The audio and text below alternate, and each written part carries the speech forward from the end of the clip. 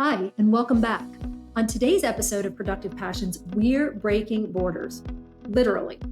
Meet Leslie Robertson and Ashken Hodaverdian, the dynamic duo behind Nexora Group, a bi-continental collaborative program design agency leveraging their extensive global experience to bridge creative minds.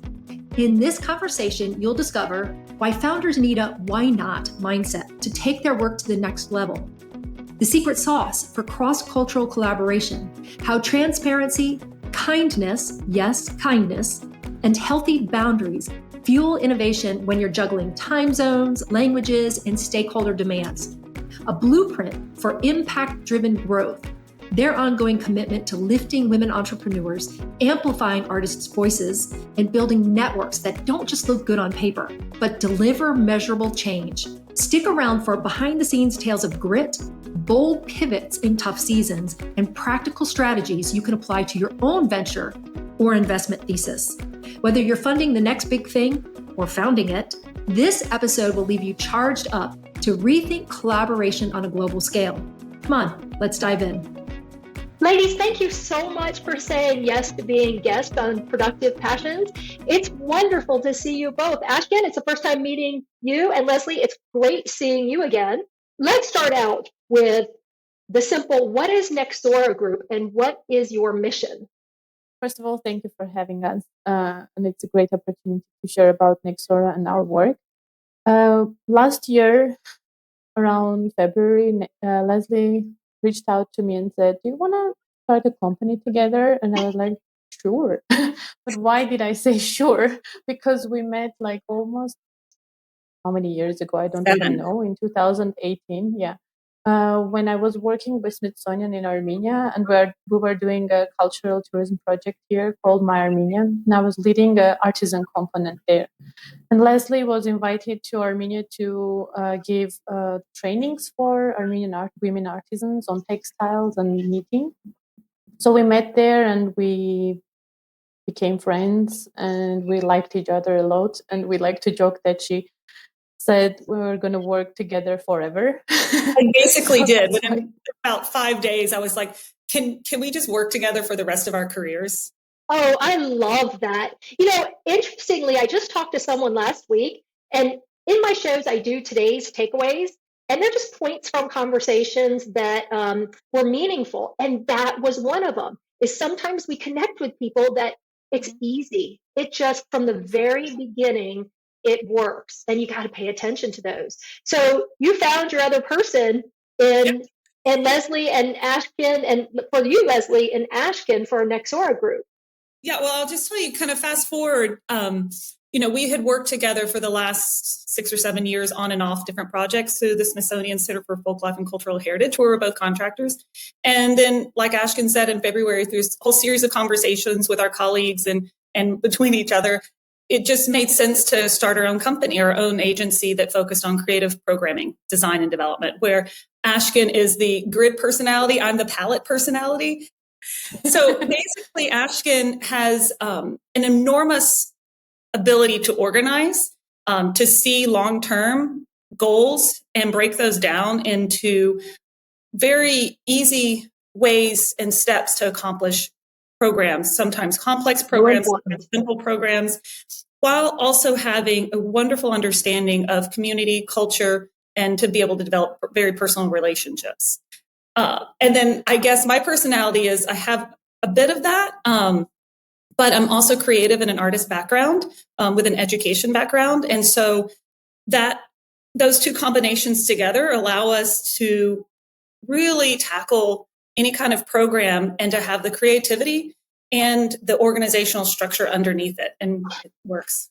You said, I'm passionate about breaking down silos and exploring innovative, human-centered, community-centered, and art-centered approaches to design.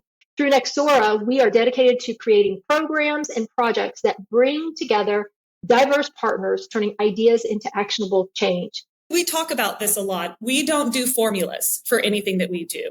It's all about working directly with collaborators, whether it's the clients that are bringing us on board, or whether it's the community members that we're working with. And we start from there, what their goals and what their expertise they're bringing into the project, and then we create around that. One of the things I taught at a university for about 12 years, and it's like many universities, they're silos. You have different departments, different colleges within the university, and very back then, this was 7-8 years ago, very difficult to work between these. And I think true innovative opportunities and things can happen when you have diverse perspectives together, when you're not afraid to bring a scientist on board, when you're not afraid to bring someone that is, a community leader into an economic development, right? That makes sense. But a lot of times things have stayed separate because you don't have connection points or bridge builders in between. So that's one of the things that we, and Ashken's seen that in Armenia. We see it everywhere, where you have, the other thing is you have people that are putting their passions into amazing projects on the ground. They're so focused in on that. There's no way to see that they might have a connection point here, locally, regionally, or internationally. And so we're coming in to help find those connection points and to bridge those together. And do you find when you find those connection points that increases the impact that whatever project you're looking at can have? Absolutely, yes. We want to apply the methodology of not how, but who. So we want to find the right people in right time and place so that they can do the work rather than us going in. And even though we can do it, but we want to find the community people so that the skills and knowledge also stays there. Ashken, you worked as a project manager with Smithsonian. Are you currently also working with Smithsonian? Are you still doing that? Yes, we also do projects through Nexora with Smithsonian Center for Folklife and Cultural Heritage. What's important about what you do there? I would say that the most important thing that also kept me in this sector and also with Smithsonian is the impact in the communities. One thing that I saw was different in Armenia was it was not a usual project that we did. Everybody cared about the community members, everybody cared about the beneficiaries and the results that we will be living with the beneficiaries, unlike the other development projects that I saw in my previous experience. So caring about the communities and beneficiaries and leaving them with sustainable results rather than just doing the work for the sake of doing the work and going back home to US or wherever we are coming from. And what were some of those projects? Well, we started with the My Armenia project, which is the Cultural Heritage Tourism program. It was a 6-year huge program that involved artisans, enterprise development, touristic experience development, museum development, etc., etc. But later, Leslie and I worked with Smithsonian in Kazakhstan, doing artisan development there. Leslie taught a lot of trainings with women artisans in Central Asia, also in all 5 countries there.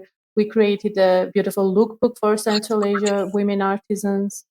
Last year, due to the work we did with Smithsonian, we won a project with CLDP that we continued our work with this 10 selected women from Central Asia, and we did a residency program in Armenia and continued with coaching them.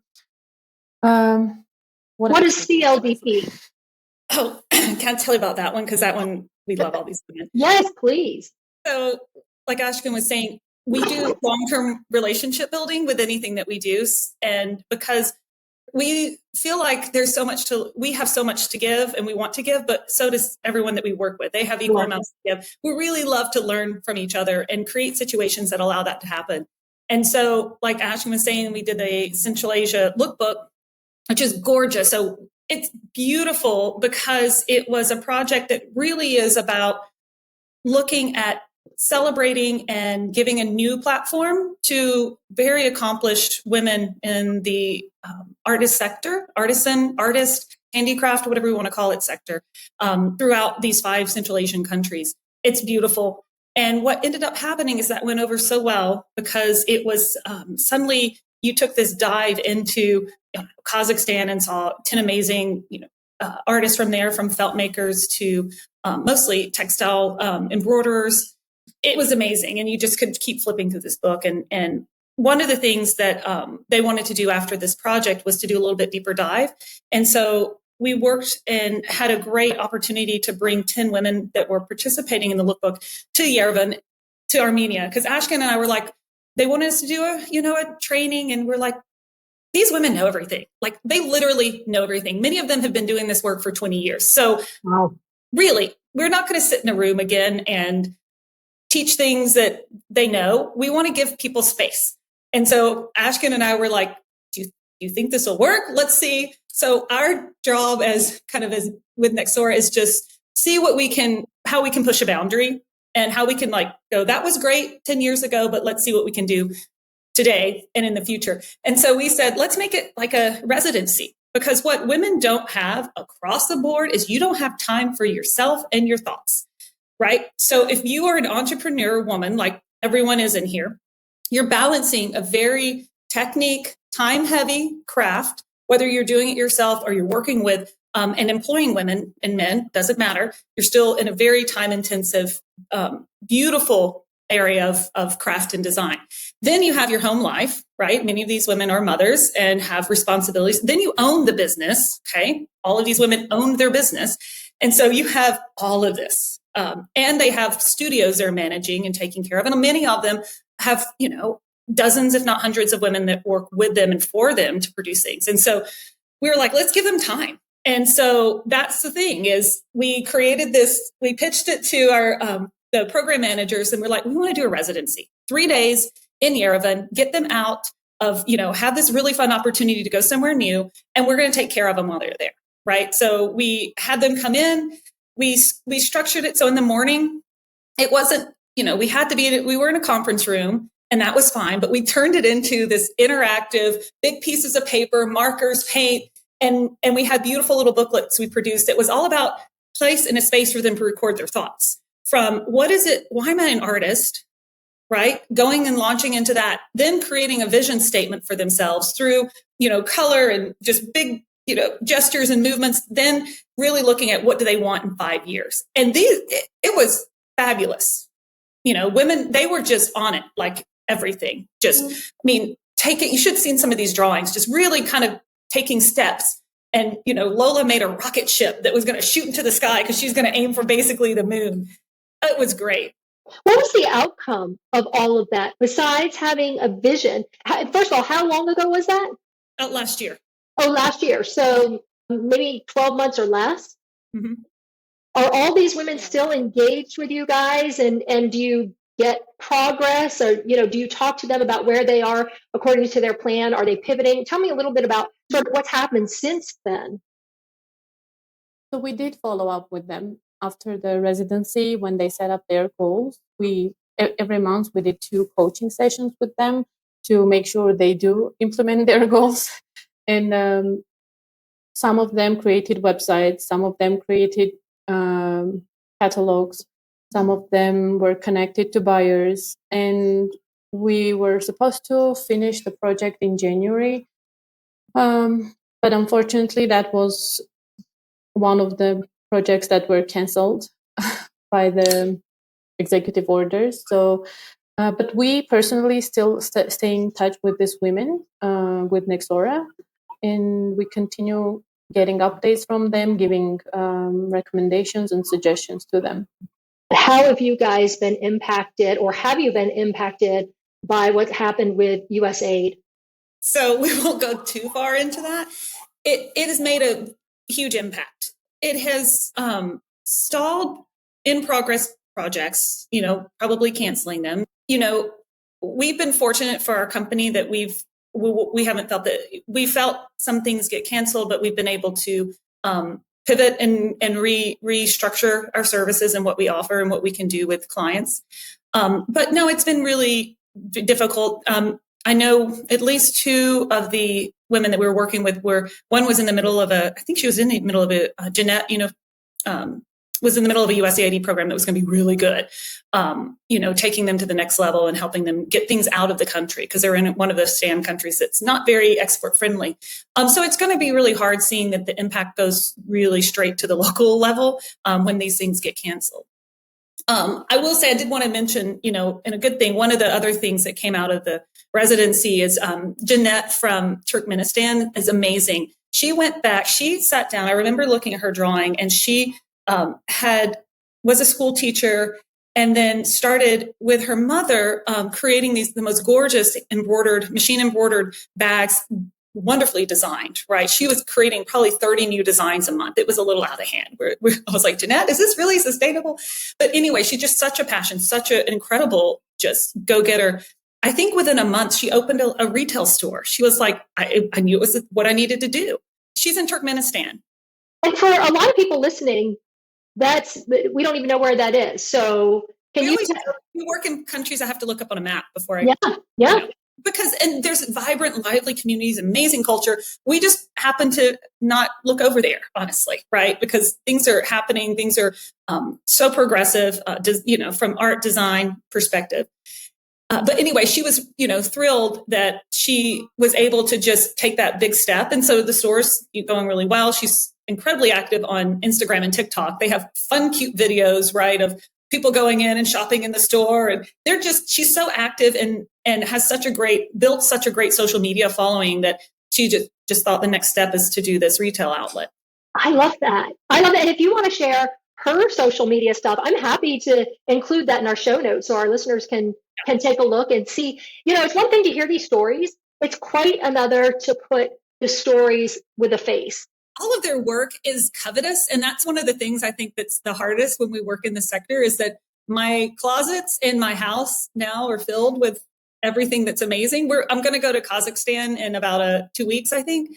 And so there's a jeweler there, Ardok, that I was like, Ashkin, I'm going to commission him. Finally, I'm going to get a piece from him. It gets a little bit out of hand, but you can justify it because, we are working to support the arts. That program was wonderful. It was a way that we're going to continue working, is really going, people bring so much to the table. They bring so much of their knowledge. And if we can create a place to breathe and to share that and put a little bit of structure around it, and help people to find a place to build networks of their own and create their own relationships. The other wonderful thing from the program was 2 women from Uzbekistan, Lola and Sadokat, ended up working together now. And so they literally produce different items together and they've collaborated. And they weren't doing that before. We had 2 Tajikistan artists. I remember Nagina and Malika were like, we knew of each other, but we've never met. And suddenly you're in a room together and you're making relationships, not only with people in your own country that you kind of knew about, but never had an opportunity to sit and walk through Yerevan at night, go get dinner with each other, talk about things, build relationships. And so that's you guys are facilitating all this, correct? Yeah. So besides the residency, because you guys aren't there all the time, how else are you supporting women's economic empowerment? And also, why is that important? Well, in many countries that we work, we try to engage women, although naturally still they're more active than men. So I've come to realize that women are more active, proactive, creative, and harder working. And women economic empowerment, in my personal opinion, is important that they feel that they can do things and then be sure that they can have the power to decide. Whether it can be personal life decisions, business decisions, or any type of decisions that they want to make, and to make sure that they are thinking of themselves as someone that can do things.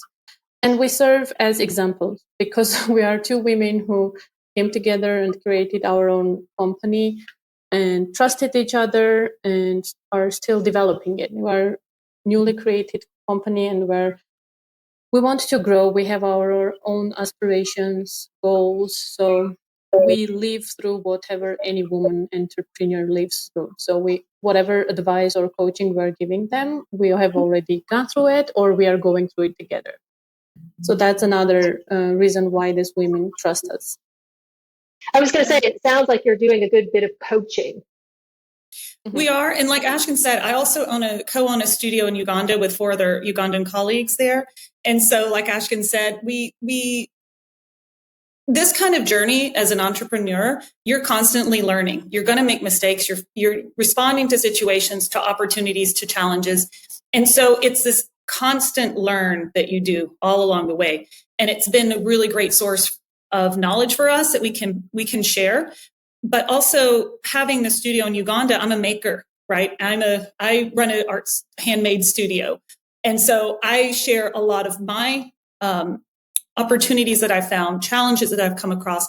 And so it's been a really great case study to share within any of these other groups that we're doing. And I think what is a passion for, like Ashkin said, is that she and I work together, and we constantly encourage women to reach out and develop relationships to work together, whether you're going to be producing something, a collection together. If not, maybe it's just creating a support network to share knowledge and to share to go through your entrepreneurial life with.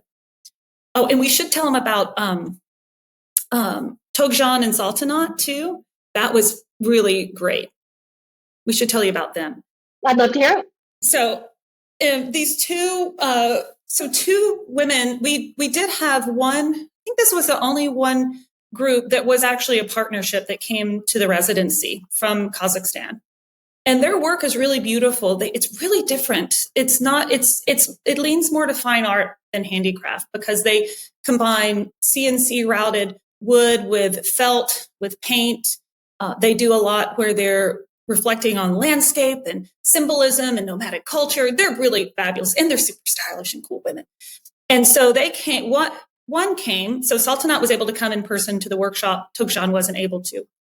But during the coaching session, it was really interesting watching their journey because they started out really they're stressed out. You could tell that their partnership was really not their partnership, but all of the demands around them were putting a strain on their partnership. Sure. They were telling us about several projects they were working on where there were a lot of government officials interested in their work and would ask for it the next day. And they were saying no. They were really not putting a lot of parameters around or structure around their relationship together. And so like Ashkin said, over the coaching sessions, we just saw them start hitting bottom at one point where they were just so stressed out. And so we talked through things. We were able just to share. They were able to share with us some of the challenges. We were able to share with them some of the things we've learned that help us. And then the next time we met, it was a little bit better. And they said, you know what? We talked, and Saltanat's going to keep working on the painting and the artwork side. Togjan's going to work on the felting. The next time we met, they were like, well, we've restructured. We're putting in a client proposal form so that there's more information for any client so that they're not getting into challenges of a client keep demanding things or putting some boundaries. They're creating boundaries. And then I remember the last one is, so we decided that we're going to work 2 weeks, take 2 weeks off because they both have families.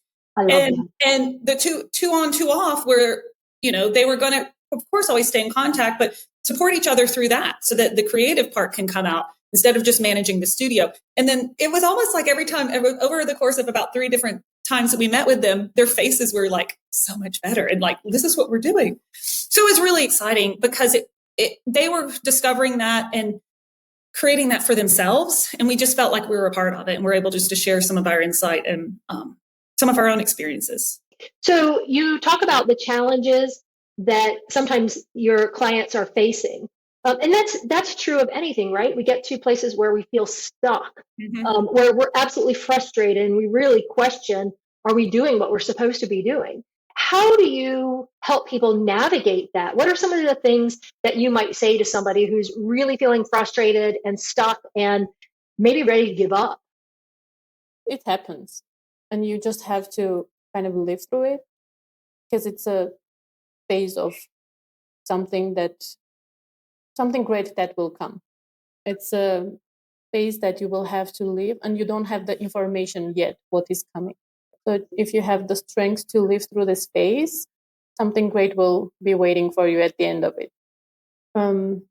It's also important to have good friends and partners around you during this phase who you trust and you can talk to.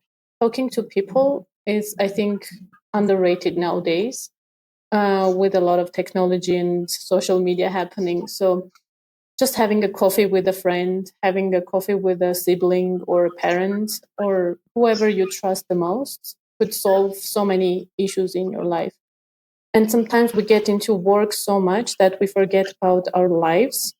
So it's so important that you find that time to dedicate to yourself, the work will not run away. It's there. It will still be waiting for you when you get back, but you have to be in a good shape mentally and physically to do that work. So I used to run myself into that burnout stage and get anxieties overnight and think that I'm not going to be able to complete my job. But I'm so lucky to meet Leslie and other my colleagues that I can trust to just text and say, I'm not feeling good today. Could you just take over this, and can I lean on you at this moment? And then the next day she will feel comfortable to say the same thing to you. One of our principles and values in Nexora Group is family and self first, and whoever we partner with, whoever we work with, they can share with us whatever problem they have at that moment, and we give them time to process that and then get back to work.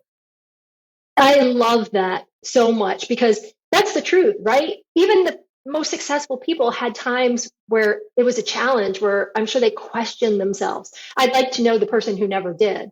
And like what you said is like, hang in there, because it's so easy, especially now, I think, where what we see, like you mentioned on social media, what we see is like people who are successful and everything is they're going to teach you how to do this, and you're going to get everything, you're going to have everything fast, and it's in an instant, and you're going to grow and grow and grow. And reality is, for most of us, that's not how it works. It is a persistence, that hanging in there. And then, to your point, talking with people that you trust, and especially people that understand what you're going through. But even if they don't, people who are willing to listen. I can tell you, probably one of my biggest challenges in what I do is I'm pretty much a solo entrepreneur. I do have people who partner with me to do different things, but I am a very social person. And for years, I had teams, and I loved teams. So that has been a challenge. But I also had this dream and this desire, and someone who encouraged me when I didn't think I could do it. Someone who encouraged me and kept asking me, why not? Why not? And I think as someone who's also a coach, that's an important thing, is to ask why not, or what next? Mm-hmm. Within reason, understanding your limitations and respecting those. But those are all important things. I love that you mentioned those two things in particular. Two things I'll say. First is that if you look back on your journey, there's enough. There always seems to be, if you watch and you listen for it, like Ashkin said, when you're in those times it's challenging, there's always enough of something that just nudges you ahead, just enough. It's not a push, and it's not a big bright path that you follow, but it's enough of like thumping you, like, just keep going. So if you're very aware, they're always there. It might be someone calls you at the right time and just says, hey, I love what you're doing. And that's it. And the phone hangs up, and that's it. There's no big, I don't know, sign from the sky that keeps pointing you, but it's enough of a little nudge. And then I think back to the second thing is what Ashkin and I think is so special about her, and what she's taught me too, is just, we always are taking care of each other. How are you doing? Because we know each other work really hard. We don't like to fail. We like to do things on time. We do things where we see how easy it is to push ourselves. So we always do good check-ins. And the fact is, Ashkin's really big, like, the work's going to get done. It's okay. We're going to get it done. And as long as, and like she said, we're very transparent with each other on a professional and personal level. So if there's anything going on that I need to take a back seat and she leads, or she takes a back seat and I lead, we do that so that we don't have to put on a show for each other, if that makes sense. It makes complete sense. I love that. I want to back up for a minute, because we've talked a lot about what you do, and the value you bring, but is there a specific mission or vision statement of Nexora Group? I want to be sure that's communicated and very clear. Basically, we love communities, we love culture, we love cultural arts, and we want to be there to help find ways for it to succeed. And, on the second level is that part of our mission is to be there, to be able to do the whole project, right? To somebody to have a vision, us to come in and go, we got it. Because we've got the organizational, we've got the creative, and we've got a really beautiful network of collaborators that we can bring into any project for you, so they can create meaningful impact. And whatever that is that you need that to be, whether it's, you're wanting to develop a different type of cultural tourism program, Ashka was doing that in Egypt before this year hit. And, from anything like that. And we want to be there to support people that are passionate about their cultural arts and find ways to bring more awareness and have them just find a level of support and, an opportunity. Love that. Ashton, you want to add anything to that? No, I was going to say that people can go and read the big fancy words on the website, but I love how you said that they like it real. So I would rather explain it in the simple words rather than big words. What I would add is we want to be the umbrella for creative and art people. We were just discussing this the other day, how to structure also our website or our services.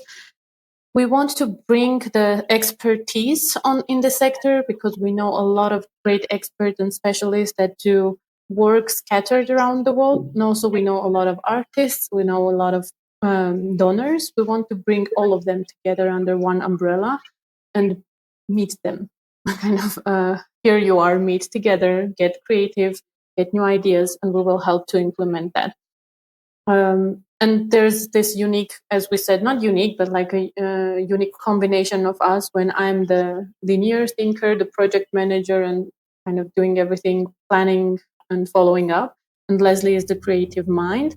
You don't find often this type of combinations where the creative mind and the administrative mind can get together and get along together also. Yeah, you guys really complement each other well. And you're right. A lot of times because they're so different, a lot of times you see people clashing instead of collaborating. And I love, as I'm talking to you guys, I'm always taking notes. And something I wrote down is you guys are genuine versus fancy. And I think that's reassuring to people because if I come to you, I'm interested in connecting with you and seeing if you can help me. I want to feel like I can come to you openly and honestly, and I don't need to put on airs and I don't need to be fancy. And I can share who I truly am with you so that you know that and you can make your recommendations and you can work with me based on who I really am and not some version of me that I think that you want to see. So. Exactly. And another thing too, is we're trying with Nexora to make sure that we're bringing that transparency, and any new client or relationship we have, we're going to be very open with them. And so even Ashkin yesterday, there's a new client we're looking at working with, and Ashkin was like, okay, I have some different flags on this one. I said, you know what? We're not going to start any kind of relationship with anybody if any of us has flags. And I said, we're going to start with a relationship with a new client and let them know the red flags we have. So I said, we're going to have a meeting, and I want you, if we both feel like we need to address this, right? It's an organizational challenge that we see. We need to talk to them right now about it so that we're not stressed out, because I think what happens is when you're not transparent and those are the things that creep in and make things so difficult. When you're too afraid to say, hey, guess what? This is what I see. This is how I think the relationship could go. The client relationship as we move forward. This is the challenge I see coming up. Can we talk about it now? And for both of us, we're done. I tell Asham, I'm too old for this. So can we just go in here? I want to support you. I believe in this client's vision and what they're going to do. Can we address these red flags so that we're not, scooting around things and creating stressful situations later? And I think your clients or potential clients would appreciate that. They will appreciate that because it gives them a chance to talk about it. A lot of times people don't know that maybe you've said something that is a red flag to someone. And we are so concerned about how we come across that we just stay quiet. I don't mean all the time. But I actually, years ago, in working with lots of different clients, and I was new to an organization, we were getting contracts that were canceled right and left. I was like, what is going on? So I made a point to meet with every single client and say, I commit to candor with kindness and respect.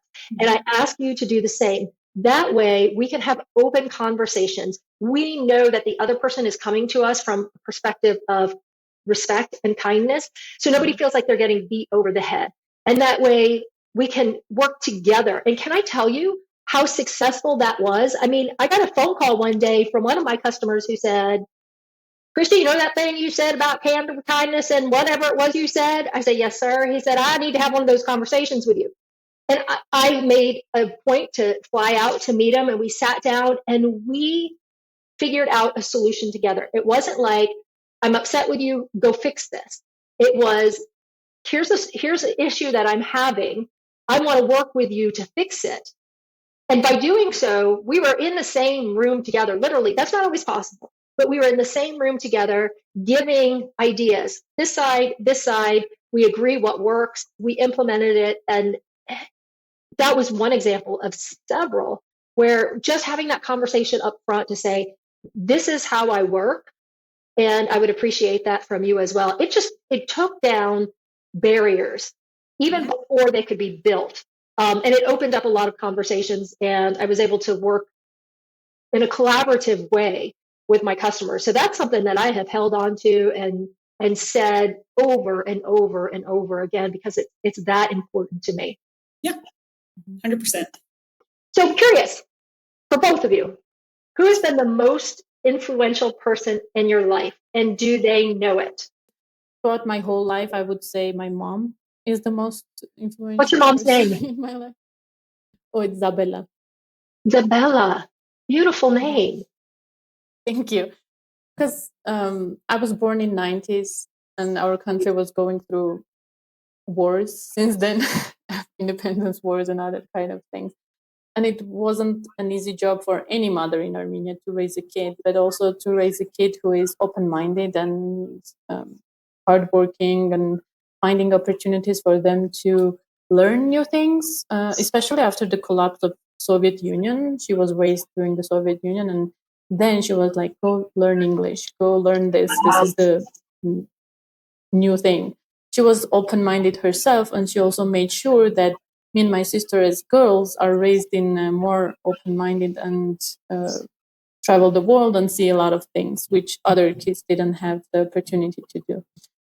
Then I think work-wise, I would mention first Hallie maybe. She's my mentor, my boss at Smithsonian, and I'm also thankful to her that she brought Leslie to Armenia, and that's how we met. When me and my friend were discussing, my friend is younger than me, 8 years, and she said, "I don't know who you aspire to, but I'm dreaming of becoming you when I grow up." Because I was very impressed and saddened, but also I laughed because I used to say that in 2016, 2017, when I first met Hallie and we were traveling in Armenia, and I told her that the same expression, when I grow up, I want to become you. Isn't that the biggest compliment?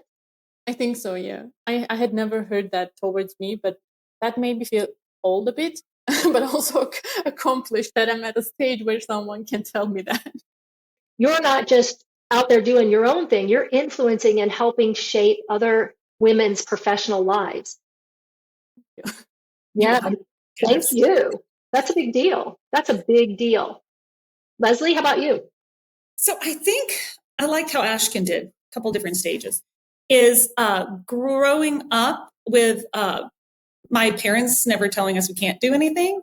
And then never, went into the arts, never going, are you sure that's what you want to do? But just full on, yeah, go ahead and do it. So my dad, Joel, and my mom, Carolyn. And what's interesting is and I probably need to tell my mother this, I have regrets. I didn't start taking her on business trips with me until December. She's late 70s. I'm going to maybe 80.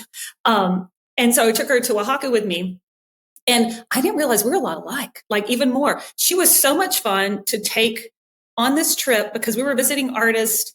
We were going into studios. And I was looking at her, I'm like, I must have gotten all this from you, because she gets in there, she makes herself perfectly comfortable, asks questions, gets in there, digs in. And I was like, wow, I didn't know how much alike we were in that respect. And so now I'm going to try to get her to go on some more trips. I love that, Leslie. Complete, I'm always here for you type of thing. My husband and I both have amazing parents. I will say too, my sweet husband, Donnie, for 20 something years has always been like, yeah, go for it.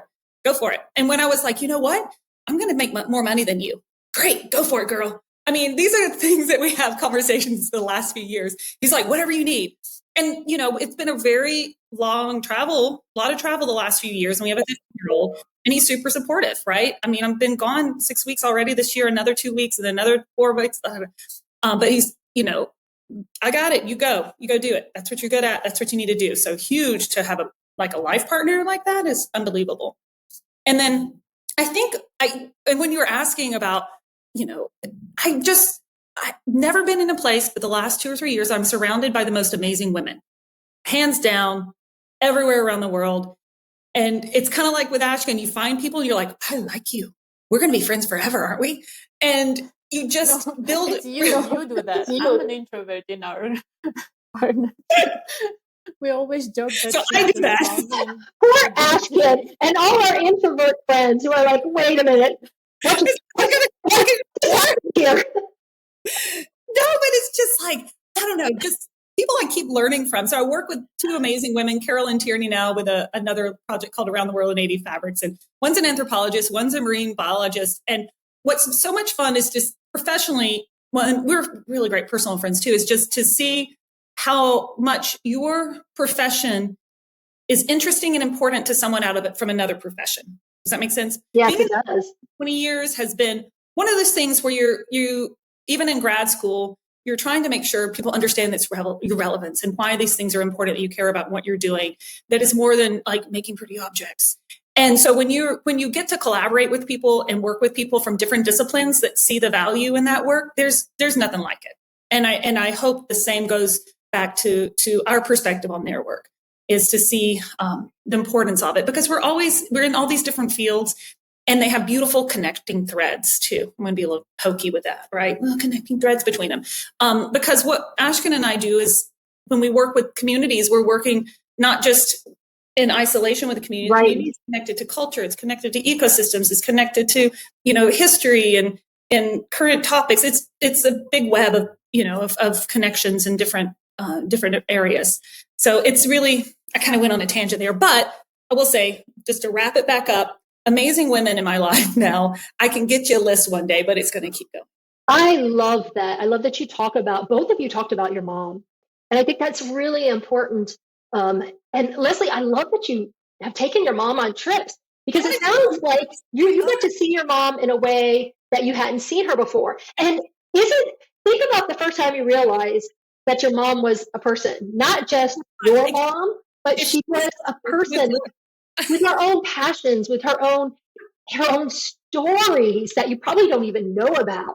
Like, how amazing. So, Mother, you're going to be listening to this. And what happens is she likes to be in control of everything. Dear Mom. Okay? So you're listening to this, I know. What I loved when I took her to Oaxaca, and I want to keep going back with her, is that she couldn't be in control. So I was in control. And and she just got to relax, because she doesn't, right? And we're going to go eat food. She does relax, and she's great. She's wonderful at that. But it was really fun for her to not have to make a decision, literally. And I was like, this is where we're staying. This is what we're doing. What do you want to do here? It was really fun, really fun. That's amazing. And I think the way you describe your mom, you probably get a bit of her. The apple doesn't fall far. It's a good thing. It's an excellent thing.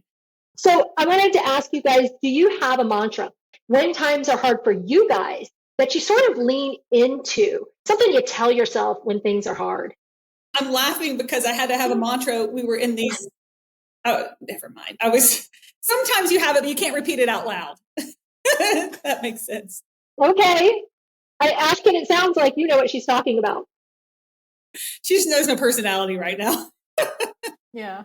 I think both of our mantras are this shell to pass. I think if we sum it up. That's right, how you make it through when bad things are happening. Mm-hmm. Like you said, hang in there. Yeah, you said it. You said that earlier. Yeah. So from a previous guest I had, she'd like to ask future guests, what's a commonly held truth in your industry that you believe needs to be changed? I don't know about Western countries because I didn't have a chance to work there much, but in all post-Soviet countries I worked in and other regions we went to, there was this notion that artists need to be poor. My mission at that time and then later became to teach these people that it's not true. You can use the art and artisan craft, the talent you have, and make money out of it. And it's not a bad thing to make money out of your skills. It was so rooted in them that it's a shame to make money out of your art. I wanted to break that notion that was true, at least in Armenia. But I have witnessed that in other countries too. Yeah.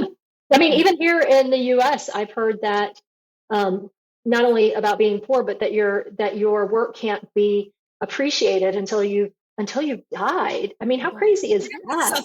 It's the idea of suffering for it, and the idea that it's bad to want to make money, right? Exactly. And it's not. And so, I think I 100% agree with Ashkin. That's one of the things that we want in our work, and then in work with artists, is that, how can you be financially successful? How can you be personally successful? How can you be fulfilled in the work that you do? And what are the ways that we can work with you to support you in that and share knowledge with you on that? So, and that's been the last few years. It's amazing how hard it is to say out loud, like, and I can imagine as an artist, Ashkin, right? And I want to make money with my craft, and I want to have a good living with it. And I don't want to struggle and scrape all the time to make it work. And you have to, right? And there are different ways to balance all of that. It's not easy, but being able to have the freedom to say that you want to be financially successful. It's a good thing to say out loud and upfront. Yeah. Not an afterthought. Mm-hmm. So if somebody wanted to reach you, they're hearing you today, where is the best way for them to find you guys? We have a website, of course, and I think the contact there. Okay. That's the easiest way. Yeah. And if you haven't figured out, we're very personal people. So if you ever just anyone wants to chat with us, curious about just even meeting us, we love to get to know what people are doing around the world. And I always call it just meetings to see if we have intersections, right? There's nothing that has to come out of it. A lot of times it's just getting to meet other people that are doing fascinating things. And maybe one day down the line, 5 years from now, there's something that happens that we need to work together. So Who knows? I'll have your website in the show notes. Thank you so much for your time today. The two of you are such a pleasure to talk with. You guys are so much fun. I'm glad you found each other, and I'm glad I found you and had you join me today. I appreciate your time. Christy, thank you.